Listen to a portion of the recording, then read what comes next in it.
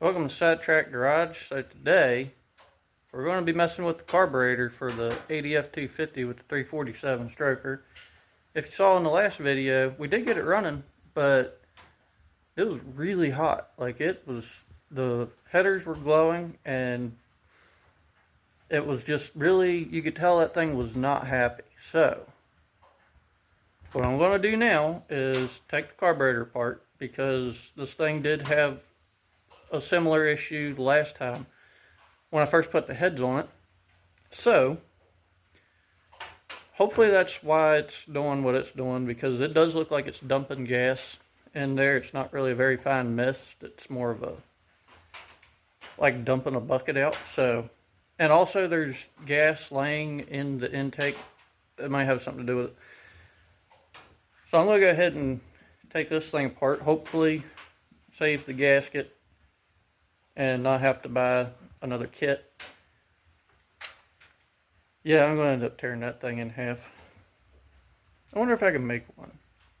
I probably could make one if I had to. I don't want to have to, but I probably could. So anyway, I'm going to go ahead and take the top of this carburetor off, see what's going on there. And really hoping to find a lot of just junk in there, you know. So I'm going to go ahead and get on that.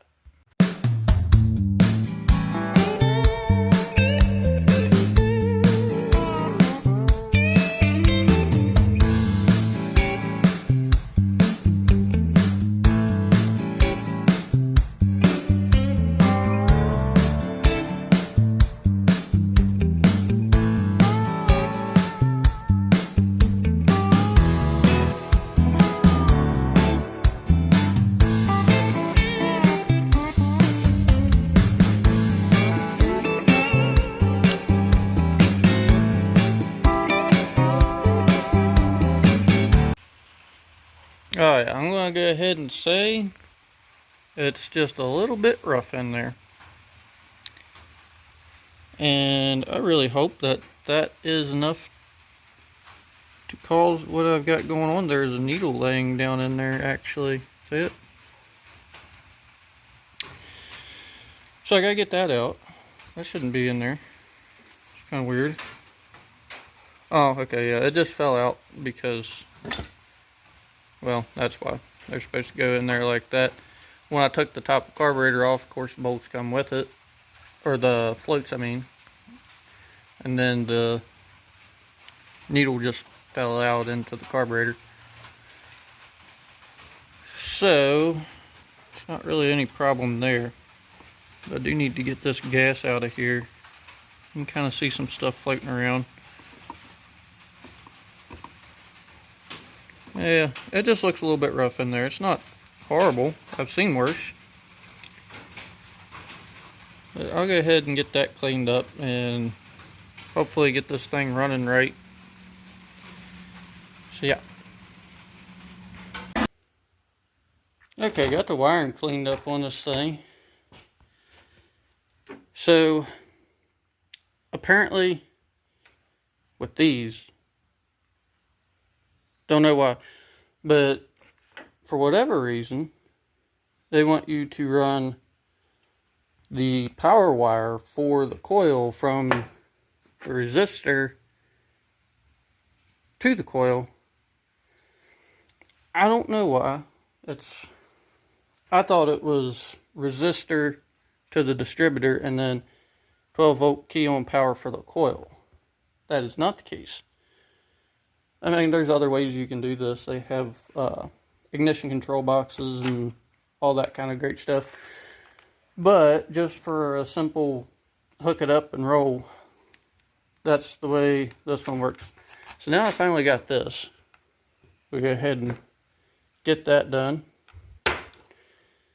And hopefully this thing will work right and the truck will run. I've got some stuff I want to do with this truck today. So hopefully this works out.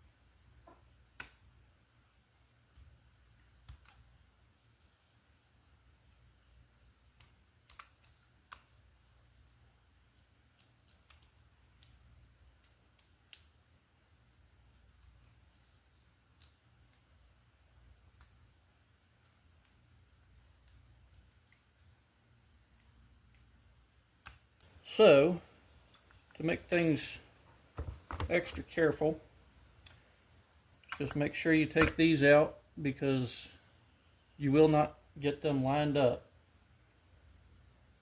while you hold the floats in place. Because if the floats fall out of place, then you lose your needles. And then, well, that's really not good, because then gas is flowing everywhere. So, always make sure you got that taken care of, just like this. And yeah, we got the gasket on there. Okay.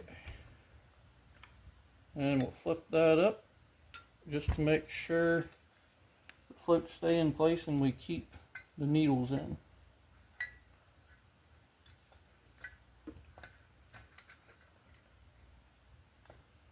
Make sure we're not pinching anything. Yep, we're pinching the rag. That's fine. And just like that, an Edelbrock sandwich. So, now what we're going to do, start throwing some screws in this thing, and we will bolt the top of it down.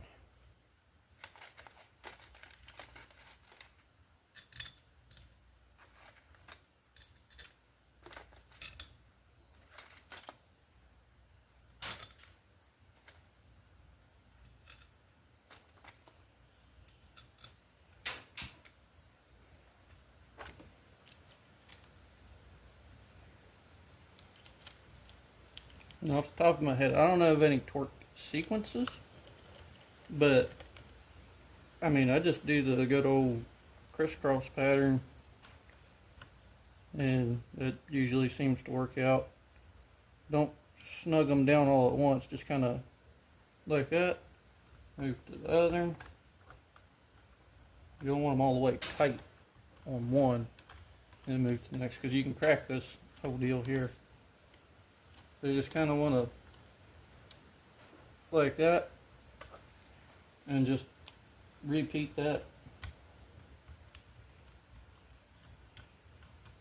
Just making sure it's getting tightened down nice and even. And then we're going to come back, try to follow the same pattern we just did, and fully tighten these down.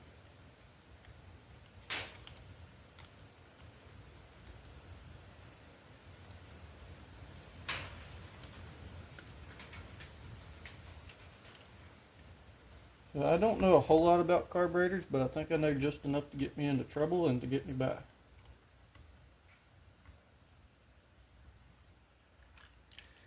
Okay, now we can put these back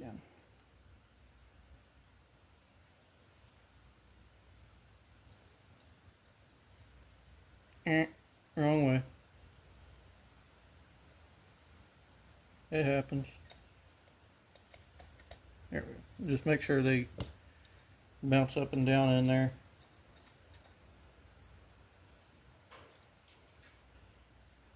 And if they go like that and just stop, and yeah, you don't want it to hang up on anything. Just make sure it's moving up and down freely.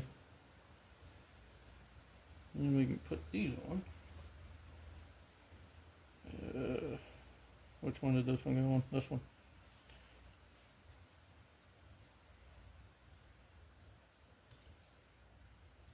Sure, can only go in one way, and that is it.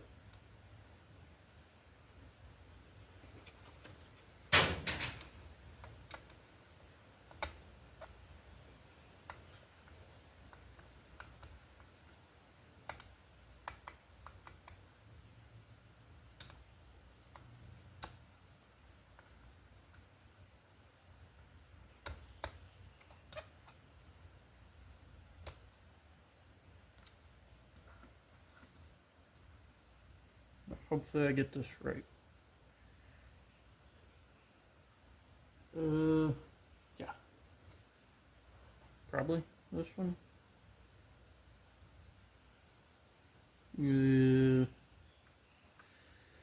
No, that's not right. Oh, wait a minute, what's this? Oh, that's for that there.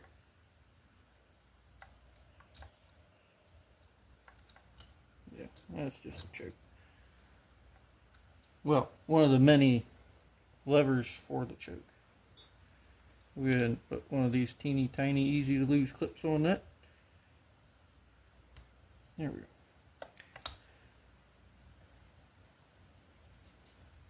Now this rod, it's a little more difficult. You can see some wear on here. So you can, okay, that's it. There we go. Never mind. Got it. And then once you get this on there, put one of these teeny tiny easy to lose clips on it. And now that can't go anywhere. Probably. And then that's how your accelerator pump works. So, what else do we got? Oh, hook up the electric choke to the choke. Another teeny tiny easy to lose clip.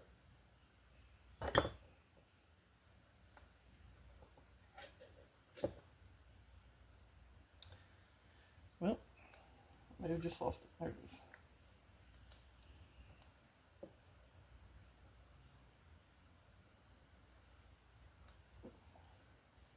Yeah. Alright. And there it is. Complete Edelbrock AVS2 4-barrel. Probably should clean up the bottom of this just a little bit. Alright. The wind is picking up and just chucking stuff at this building right now. So, please excuse that if you would. When you're putting these on here, you gotta be careful you don't rip them up when they're going on, because the threads kind of grab the edge of it and want to tear it up. You just gotta not let it do that.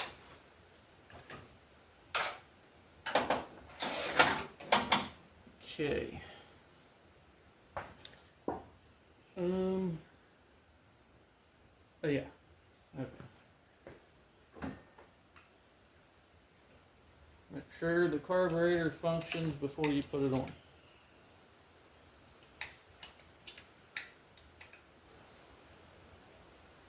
Making sure it's clean is also a good idea. Okay. Now in this particular instance, see the studs are a little bit long. So when you're running this bolt on to this stud in the back, it tries to grab the back of the carburetor and won't turn. So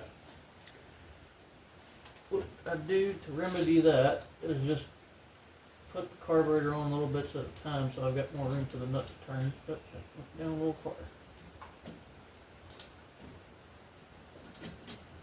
And now it's stuck.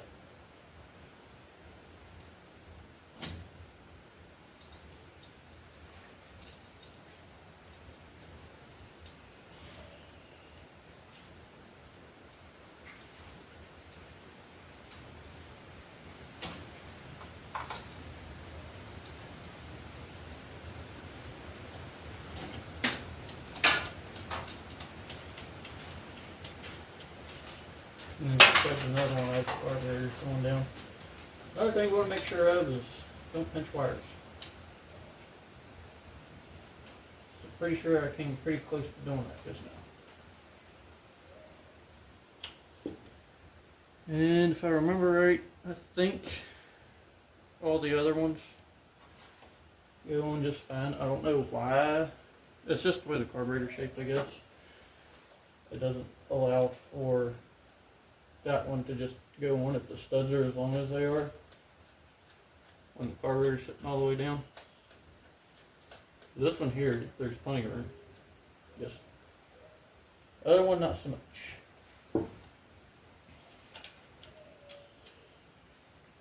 And then the front one's obviously no problem.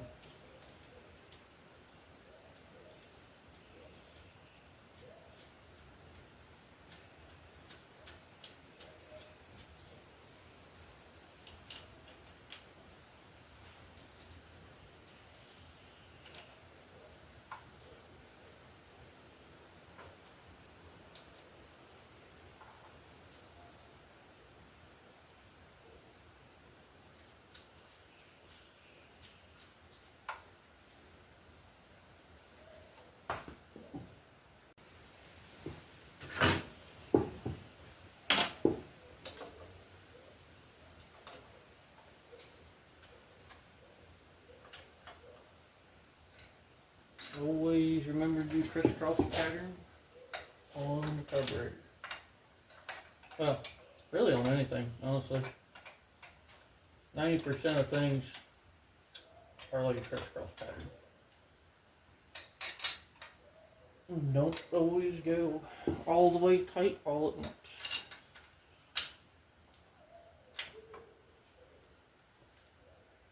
Basically, it's not going anywhere, so just take your time on it. If it feels like it's too tight, good chance it's too tight.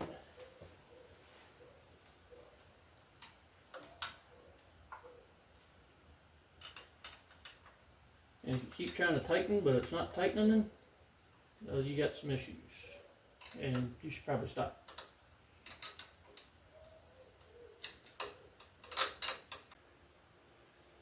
Alright. Alright. Ooh, you know what? I've found that when you hook these up to the coil, it really works pretty good. It probably even works better than it does without it. But there's just one problem. I don't know where I put it. Did it fall? Huh.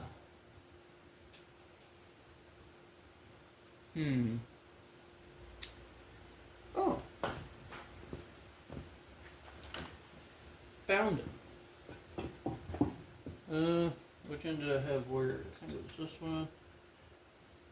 No. This one's to the coil.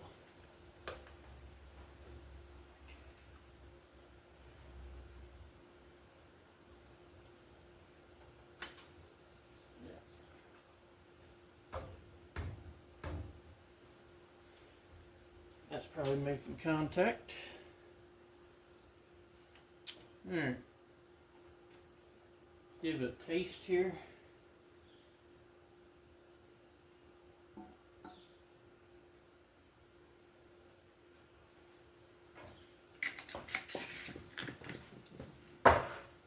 Ooh, turn the key on.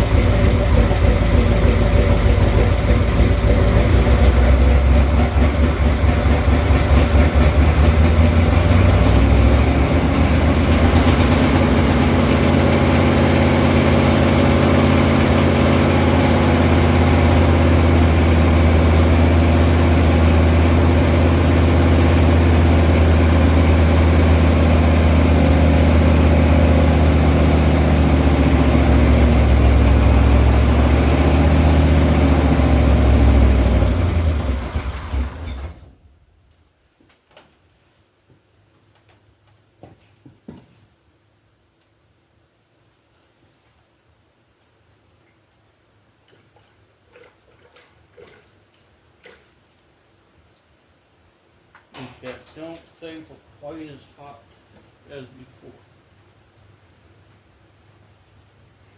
But something's still not right. And I can't put my finger on it.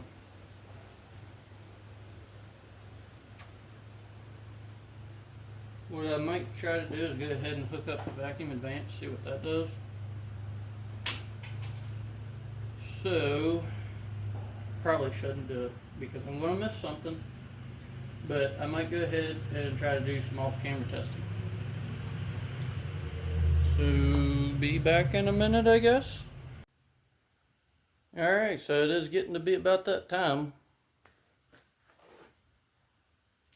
Got the air cleaner on it. I'm going to go ahead and clean the glass on this thing so I can see something. And then it's time to go for a spin. It is really hard to keep these air cleaners nice and clean. It's already got dust on it. We'll worry about that later. Anyway, so glowing headers issue solved probably. That turned out to be 10 degrees retarded. Not sure how that happened, but it did. Right now I'm sitting about 18. Rocker. It was loose. I must have missed that when I was adjusting them the first time. Which, I wasn't trying to go all the way with it. I just wanted to... I wasn't putting any preload on them. So, that way it wouldn't be so hard on the fresh cam. Anyway, that's broke in. Oil's been changed. We've got that hose there going to the air cleaner. Let's see. I think it's ready to go. Maybe. I can't think of anything right off, but I do feel like I'm missing something. I do love that air cleaner. Anyway, I'm going to go ahead and get some heat in the motor, and then we'll back it on out of here and maybe drive it. Hopefully. Yeah, let's do that.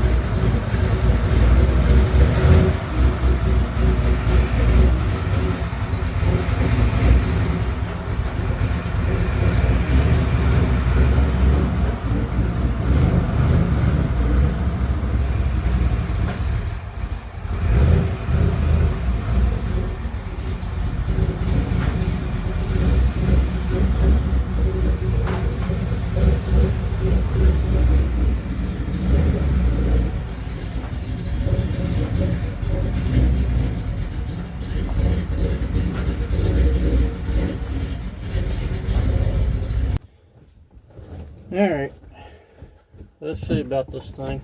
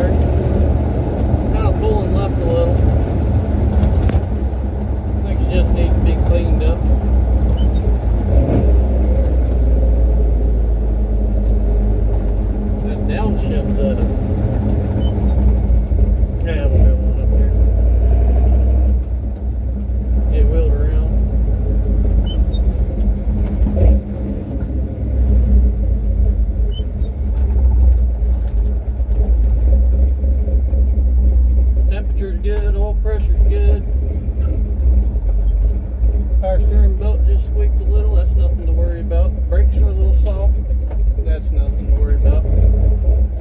Yep. That's embarrassing.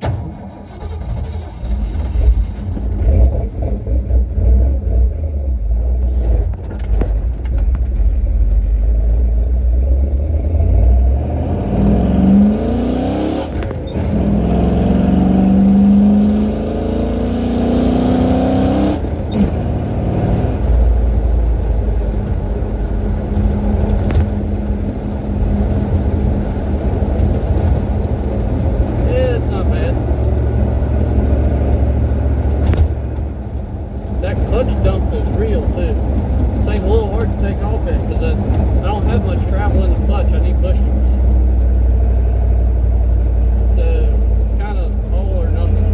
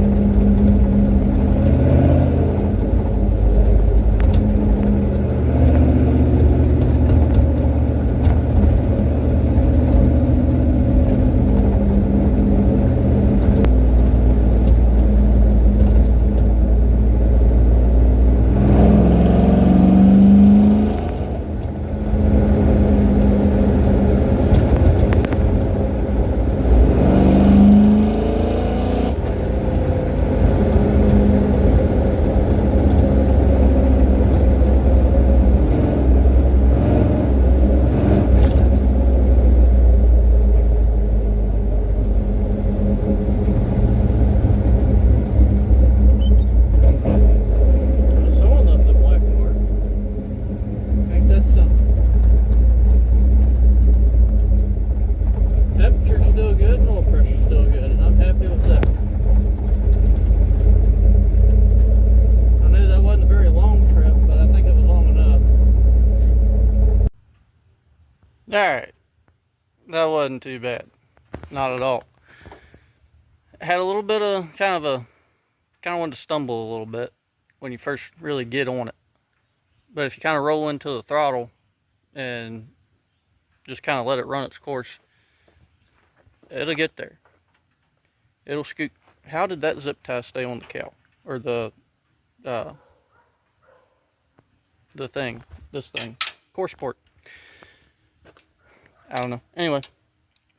Just put that there for now. So yeah, it does rip. It rips pretty good. I love this truck even more now. Need to tune it just a little bit. It really doesn't need much. Probably run it for a little while, change the oil again, get everything right. I may be leaking a little bit of oil from the back of the oil pan.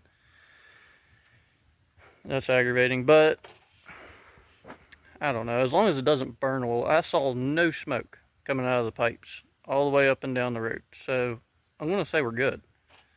It was not like that last time I put it together, because it definitely did trail some smoke then. Lots of it. So I think it's come a long way. And it might even be reliable-ish now.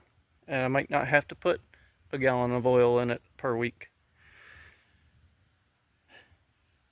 Well, that's it for this one. Now I need another project. I've got a couple to choose from. And I think I know which one's going to be the best one.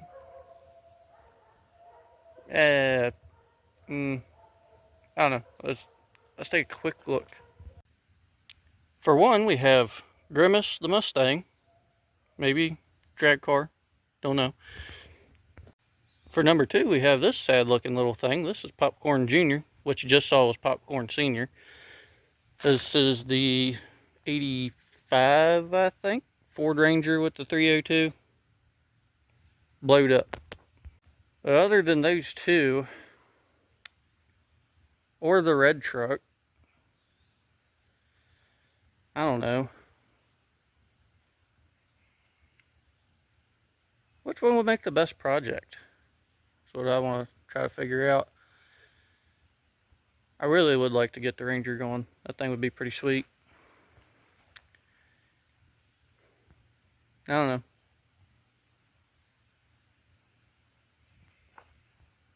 Oh, that old thing? I don't know. Maybe.